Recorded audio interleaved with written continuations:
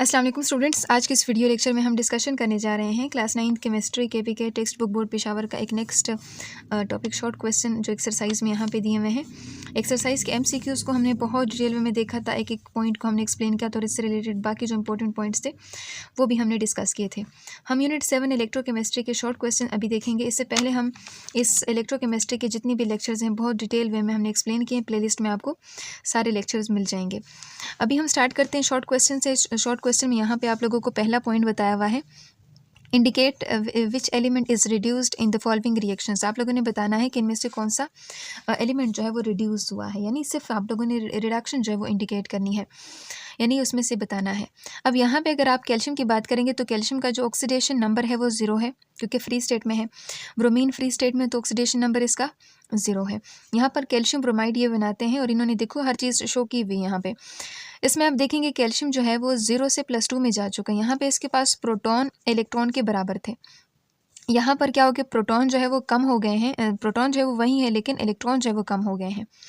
इस तरह ब्रोमीन में आप देखेंगे, ब्रोमीन यहाँ पे प्रोटॉन और इलेक्ट्रॉन बराबर है, लेकिन ब्रोमाइड में यहाँ पे देखेंगे तो वो किस फॉर्म में जा चुके हैं, -1 में, यानी एक ब्रोमाइड जो है वो -1 में, दूसरा जो है वो भी -1 में, दोनों के लिए -2 एक साथ लिखा हुआ है। सो इसका मतलब 0 से वो -1 में जा चुके हैं। यहाँ पे इसने इलेक्ट्रॉन गेन किए, कैल्शियम ने इलेक्ट्रॉन लूज़ किए। जो गेन ऑफ इलेक्ट्रॉन होता है उसको हम रिडक्शन कहते हैं, और यही रिडक्शन के बारे में हमसे पूछा जा रहा है। तो ब्रोमीन जो है वो यहाँ पर रिड्यूस हुआ है।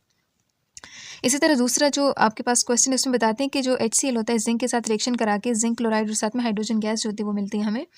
तो इसमें आप लोगों ने बताना है कौन सा सब्सटेंस जो है वो रिड्यूस हुआ है। अगर आप जिंक की बात करेंगे तो जिंक 0 से +2 में जा चुका है। यहाँ पर increase in oxidation number, oxidation number में इंक्रीज आया, इसका मतलब इसने इलेक्ट्रॉन लॉस किया, मतलब ये ऑक्सीडाइज हुआ है। इसी तरह अगर आप क्लोरीन की बात करेंगे तो एक क्लोरीन के ऊपर यहाँ -1 है। यहाँ पर अगर आप देखेंगे तो यहाँ पे भी एक क्लोरीन के ऊपर -1, दूसरे के ऊपर -2। स्टूडेंट यहाँ पे मार्क खा जाते हैं, वो यहाँ पे देखते हैं कि यहाँ तो -1 है, यहाँ -2 है, तो इसका मतलब इसने इलेक्ट्रॉन गेन कर लिया, जो कि गलत है। ये दोनों क्लोरीन के लिए -1 है, यानी एक के लिए -1, दूसरे के लिए -1, तो यहाँ पे एज होल -2 लिखा हुआ है।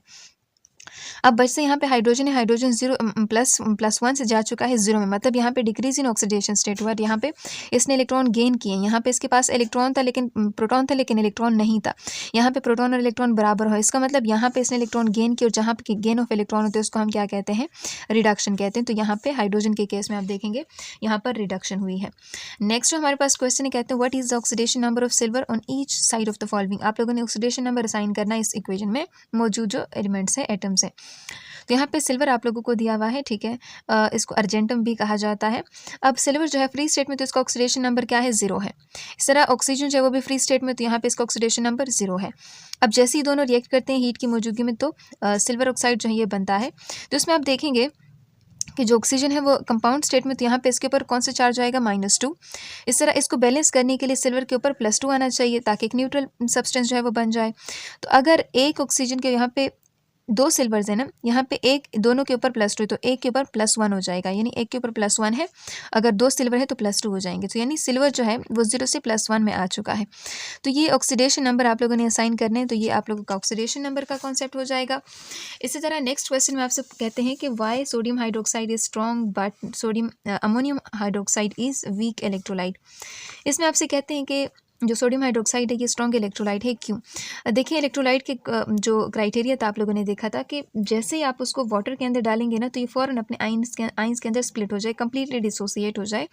तो वो जो इलेक्ट्रोलाइट होगा वो क्या कहलाएगा, स्ट्रॉन्ग इलेक्ट्रोलाइट कहलाएगा। अगर उसमें से इलेक्ट्रिसिटी पास करेंगे तो फ़ौरन इलेक्ट्रिसिटी भी कंडक्ट कर लेगा, यानी ज़्यादातर कंडक्शन वो शो करेगा। वहीं पे अगर आप अमोनियम हाइड्रोक्साइड की बात करेंगे तो वो वीक इलेक्ट्रोलाइट इसलिए है क्योंकि अगर आप इसको वाटर के अंदर डालेंगे ना तो ये 100% आयोनाइज नहीं होगा, 100% डिसोसिएट नहीं होगा आइंस के अंदर। इसके कुछ मॉलिक्यूल आयोनाइज हो जाएंगे और कुछ मॉलिक्यूल जो है वो आयोनाइज नहीं होंगे। सो ये चीज़ आपको समझ आ चुकी है। इसी तरह आगे कहते हैं how to prevent corrosion in least few of the methods. अब देखो कोरोजन को हम किस तरह से प्रिवेंट कर सकते हैं, आप लोगों ने कुछ मेथड्स जो है वो बताने हैं। यहाँ पे हमने बहुत डिटेल वे में सारे मेथड्स देखे हैं कि प्रिवेंशन ऑफ कोरोजन है, रिमूवल ऑफ स्टेन्स है, यहाँ पे देखिए पेंट से कोटिंग एलोइंग है, मेटेलिक कोटिंग है या मेटेलिक प्लेटिंग, इलेक्ट्रोप्लेटिंग की बात करते हैं। इस तरह आप कोरोजन इनहिबिटर देखते हैं, कैथोड प्रोटेक्शन देखते हैं। तो ये मेथड्स हैं कि जिसके ज़रिए से हम कोरोजन को प्रिवेंट कर सकते हैं। इस तरह कहते हैं write chemical reaction that occurs in Nelson cells. Nelson cells के ऊपर जो केमिकल रिएक्शंस होते हैं वो आप लोगों ने बताने हैं। यहाँ पे आपको नजर आ रही है, देखिए नेल्सन सेल हमने देखा था जिसके जरिए से हम सोडियम हाइड्रोक्साइड की सिंथेसिस कर रहे थे, यानी सोडियम क्लोराइड से सोडियम हाइड्रोक्साइड जो है वो पैदा कर रहे थे, उससे तैयार कर रहे थे। तो नेल्सन सेल इलेक्ट्रोलिटिक सेल के कॉन्सेप्ट के ऊपर काम करते हैं, प्रिंसिपल के ऊपर काम करते हैं। एनोड के ऊपर क्या होती है, ऑक्सीडेशन होती है, कैथोड के ऊपर रिडक्शन होती है। और यहाँ पर आप देख सकते हैं कि 3 प्रोडक्ट्स जो हमारे पास बनते हैं, सोडियम हाइड्रोक्साइड, हाइड्रोजन और देखिए क्लोराइड गैस जो हमें देखने को मिल सकती है। सो कैथोड के ऊपर कौन से रिएक्शन होते हैं, एनोड के ऊपर कौन से रिएक्शन होते हैं, दोनों आप लोगों को बताए गए हैं। इसी तरह अगर आप यहाँ पे देखें ना, कहते हैं which one right one example from a daily life that involves oxidation reduction reactions. आप लोगों ने डेली लाइफ में से ऐसे एग्जाम्पल्स देने हैं जिसमें ऑक्सीडेशन रिडक्शन रिएक्शन जो हैं वो हो रहे हो। तो आप सिंपली आप देखेंगे ना, ऑक्सीडेशन रिडक्शन रिएक्शन रस्टिंग में आप लोगों ने देखा, यानी लोहे को जंग लगता है, आप लोगों ने देखा होगा आसपास आपके गेट हो जाते हैं, आपके और भी बहुत सारी लोहे की बनी हुई चीज़ें, तो उसको जंग लग जाता है, तो वो भी क्या है, ऑक्सीडेशन रिडक्शन रिएक्शंस है। इसी तरह अगर हम दूसरे अल्फाज में देखें, हमारी जो बैटरीज हैं उसमें ऑक्सीडेशन रिडक्शन रिएक्शंस परफॉर्म होते हैं। इसके अलावा आप लोगों ने जो इलेक्ट्रोप्लेटिंग आप देखते हैं, यानी एक मेटल लिया जाता है, उसके ऊपर कोटिंग की जाती है, सोने का पानी चढ़ाया जाता है, सिल्वर का पानी चढ़ाया जाता है, तो वो भी क्या, वहाँ पर भी ऑक्सीडेशन रिडक्शन रिएक्शन जो होते हैं वो परफॉर्म होते हैं। इसके अलावा आप देखते हैं वेरियस तरह के केमिकल्स आप प्रिपेयर कर सकते हैं, सोडियम हाइड्रोक्साइड प्रिपेयर करते हैं, क्लोरीन गैस प्रिपेयर करते हैं। लेकिन चूंकि डेली लाइफ में आपसे पूछा गया है, तो जो हमारे बॉडी के अंदर बहुत सारे केमिकल रिएक्शंस होते हैं, वहाँ पे भी ऑक्सीडेशन रिडक्शन रिएक्शंस होते हैं। सेलुलर लेवल पे अगर आप देखेंगे ना, आप लोगों ने बायोलॉजी में पढ़ा है, बायो एनर्जेटिक्स चैप्टर में वहाँ पे डिस्कस भी किया है। इसी तरह आप लोग आपकी स्किन जो होती है, हमारी जो स्किन होती है, जैसे जैसे एज हमारी बढ़ती है तो हमारे फेस के ऊपर झुर्रियाँ आना शुरू हो जाती है, रिंकल्स आना शुरू हो जाते हैं। क्यों? क्योंकि हमारी स्किन जो होती है बहुत ज़्यादा वो ऑक्सीडाइज हो जाती हैं, बहुत ज़्यादा सब्सटेंसेस जो इसके साथ केमिकल रिएक्शन करते हैं, हमारे जो सेल्स होते हैं अंदर, वहाँ पे बहुत सारे केमिकल रिएक्शंस परफॉर्म हो रहे होते हैं। तो ये देखिए बहुत सारे एग्जाम्पल आप यहाँ पे लिख सकते हैं। इसी तरह assign the oxidation number two each atom in the following compounds. आप लोगों ने कंपाउंड्स आपको दिए हुए हैं, इसमें से आप लोगों ने हर एक एटम के लिए ऑक्सीडेशन नंबर जो है वो लिखना है। तो यहाँ पर हम देखते हैं, लिखते हैं किस तरह से। ये तो मैंने ऑलरेडी लिख रही थी, मैंने कहा पहले तैयार कर लूँ, लेकिन चलो आपके सामने लिख लेते हैं। सबसे पहले आपके पास है हाइड्रोजन आयोडाइड, तो हाइड्रोजन आयोडाइड का ऑलरेडी मैं लिख चुकी हूँ, आप लोगों को यहाँ पे नज़र आ रहा है, ठीक है। इसी तरह देखें PBr3 है, इसमें आप देखेंगे, अच्छा H हाइड्रोजन जो है वो +1 है और आयोडीन जो है वो -1 है, ठीक है। इस तरह PBr3 में देखेंगे एक ब्रोमीन जो है हेलोजन होती है, तो आप लोगों ने rules for assigning oxidation number, आप लोगों ने उसमें देखा था कि जो हेलोजन्स होते हैं उसके ऊपर -1 ऑक्सीडेशन नंबर आएगा। तो फॉस्फोरस का हम यहाँ पे फाइंड आउट करते हैं, तो PX हो जाएगा। इस तरह X फॉस्फोरस के लिए +3 और यहाँ पे हेलोजन है तो -1 इसके लिए, चूँकि ओवरऑल न्यूट्रल है तो वो 0 के बराबर हो जाएगा। तो यहाँ पे x माइनस ये दोनों मल्टीप्लाई करेंगे तो माइनस आगे आ जाएगा, -3 को इक्वल के दूसरी साइड पे लेकर जाएंगे तो वो +3 हो जाएगा। सो मतलब फॉस्फोरस के ऊपर +3 ऑक्सीडेशन नंबर, तो मतलब ब्रोमीन के ऊपर एक के ऊपर -1, 3 अगर हैं तो -3, और इसको बैलेंस करने के लिए फॉस्फोरस के ऊपर +3 होना चाहिए। तो ये चीज़ हमने देखी थी। अब हम नेक्स्ट जो है वो देखेंगे, नेक्स्ट हमारे पास क्या है, कैल्शियम कार्बोनेट है, ठीक है, CaCO3। अब देखें कैल्शियम जो है ना वो सेकंड ग्रुप का मेंबर है, और सेकंड ग्रुप में आप देखेंगे कैल्शियम सेकंड ग्रुप का मेंबर हुआ, तो सेकंड ग्रुप में उसके ऊपर जितनी भी सब्सटेंसेस उसके ऊपर +2 ऑक्सीडेशन नंबर आएगा। कार्बन जो है उसको हमने फाइंड आउट करना है, हमें नहीं पता। ऑक्सीजन जो है उसके ऊपर कौन सा, -2 आएगा, ठीक है। सो हम किस तरह से फाइंड आउट कर सकते हैं, कैल्शियम के लिए क्या आ जाएगा, +2 प्लस कार्बन के लिए हम फाइंड आउट कर रहे हैं प्लस ऑक्सीजन जो है टोटल 3 है, और यहाँ पर एक ऑक्सीजन के ऊपर वैसे ऑक्सीडेशन नंबर कंपाउंड स्टेट में अगर ऑक्सीजन है तो उसके ऊपर -2 आएगा। ओवरऑल यहाँ पे कंपाउंड जो वो न्यूट्रल है, सो +2 + x और 3 2 6 आ जाएगा, और यहाँ पे -6 = 0। इन दोनों को आप क्या करें, एक दूसरे के साथ माइनस कर लें, तो यहाँ पे आ जाएगा x - 4 = 0। -4 अगर इक्वल के दूसरे साइड पे चला जाएगा तो ये +4 में कन्वर्ट हो जाएगा। मतलब इसका मतलब ये है कि जो कार्बन है यहाँ पर वो +4 है, ऑक्सीजन के ऊपर -2 और कैल्शियम के ऊपर +2, तो ये ओवरऑल पूरे मॉलिक्यूल का हो जाएगा। नेक्स्ट है H3PO4, तो इसमें आप देखेंगे H3PO4, इसमें अगर आप देखेंगे ना हाइड्रोजन जो है वो उसके ऊपर +1 ऑक्सीडेशन नंबर होगा। इसी तरह 3 है तो यहाँ पे आगे 3 मल्टीप्लाई कर लेंगे। फॉस्फोरस का हमें नहीं पता, फॉस्फोरस का हम फाइंड आउट करेंगे। और ऑक्सीजन जो है वो अगर वैसे हम देखें तो कंपाउंड स्टेट में, तो कंपाउंड स्टेट में इसके ऊपर कौन सा ऑक्सीडेशन नंबर आएगा, -2। अब फॉर्मूला लिखते हैं, तो हम लिखते हैं 3 हाइड्रोजन है, एक हाइड्रोजन के ऊपर +1, ठीक है, प्लस फॉस्फोरस के लिए हम X लिखते हैं प्लस। इस तरह अगर हम ऑक्सीजन की बात करेंगे तो टोटल कितने ऑक्सीजन हमारे पास 4, और एक ऑक्सीजन के ऊपर -2 आएगा। चूंकि ओवरऑल मॉलिक्यूल न्यूट्रल है तो हम इसको 0 के बराबर करेंगे।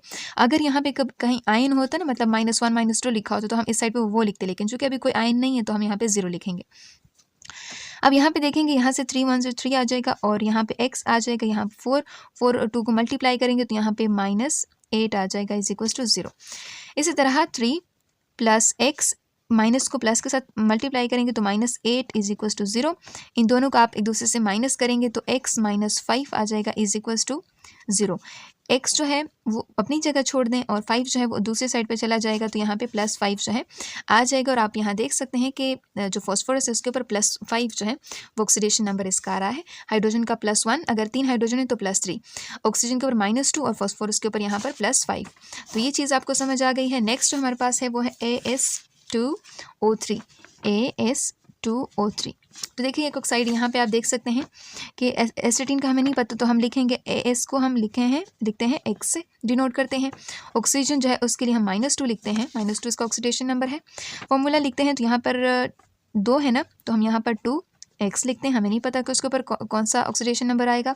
प्लस ऑक्सीजन हमारे पास कितने हैं, 3 है, एक ऑक्सीजन के ऊपर -2 आएगा, ठीक है, और उसको ओवरऑल यहाँ पे कोई आयन नहीं है, कोई चार्ज नहीं, तो वो 0 के बराबर हो जाएगा।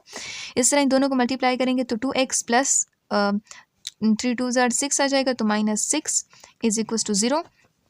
2x - 6 = 0। देखो माइनस इससे मल्टीप्लाई करेंगे तो प्लस से मल्टीप्लाई करके माइनस आ जाएगा। 2x - 6 दूसरी साइड पे चला जाएगा तो +6 आ जाएगा। 2 के ऊपर आप लोगों ने इसको डिवाइड करना है, ठीक है।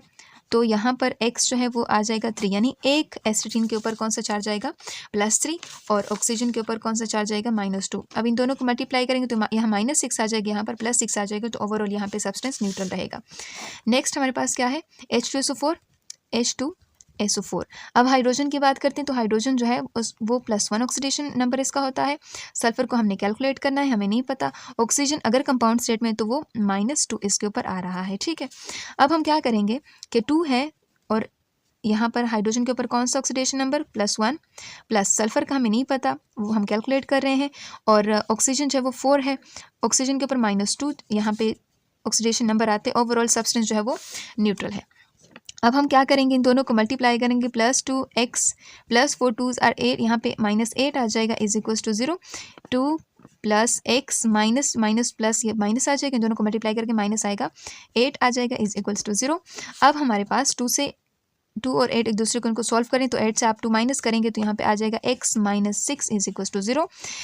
-6 इक्वल के दूसरी साइड पे चला जाएगा, +6। तो यहाँ पे देखें सल्फर के ऊपर कौन सा ऑक्सीडेशन नंबर आ रहा है, +6। तो यहाँ पे देखें +6 ये, +2 ये, ठीक है, और ये -8 आ जाएगा, ठीक है। तो देखिए दोनों प्लस करके +8 आ जाएंगे, -8 दोनों कैंसिल आउट कर लेंगे, न्यूट्रल। इस तरह ये तो हमने देख लिया। यहाँ पे अगर हम देखेंगे तो -2, यहाँ पे फॉस्फोरस के ऊपर +5 आ रहा है, ठीक है, देखिए +5, तो ये आ जाएगा +5 और यहाँ पे +3, तो 4 2s are 8, यहाँ पे -8 आ जाएगा, इन दोनों ये देखें 3 और 5 8 आ जाएंगे और ये -8 दोनों कैंसिल, न्यूट्रल मॉलिक्यूल।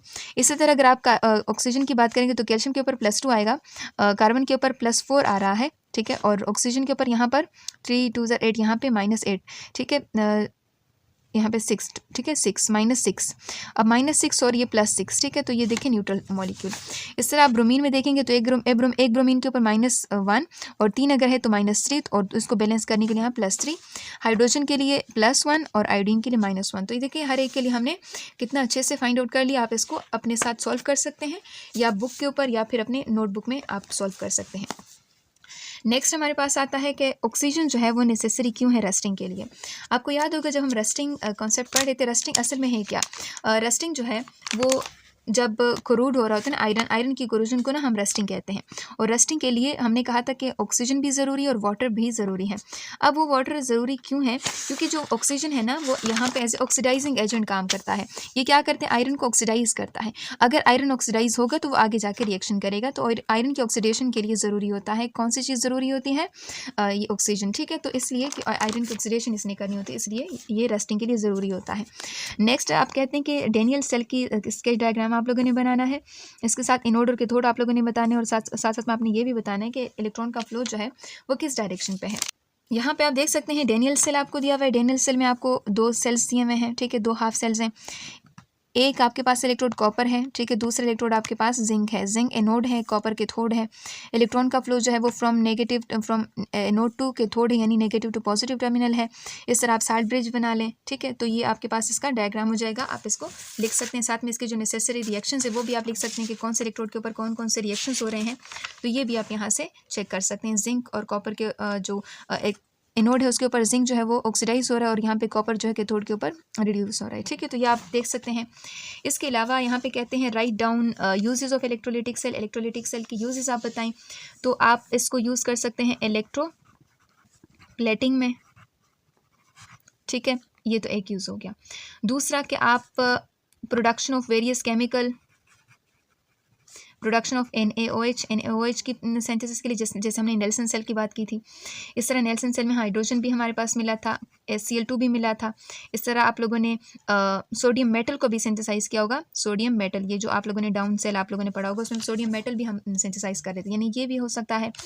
इसके अलावा इलेक्ट्रो रिफाइनिंग भी हम देख सकते हैं। इलेक्ट्रो रिफाइनिंग भी क्या है, इलेक्ट्रोलिसिस का एक उसका यूज़ हो सकता है। इलेक्ट्रोलिटिक सेल वो सेल्स होते हैं कि जिसमें इलेक्ट्रिकल एनर्जी को केमिकल एनर्जी के अंदर कन्वर्ट किया जाता है, मतलब इलेक्ट्रिसिटी के जरिए कोई केमिकल चेंज लाया जाता है, ठीक है।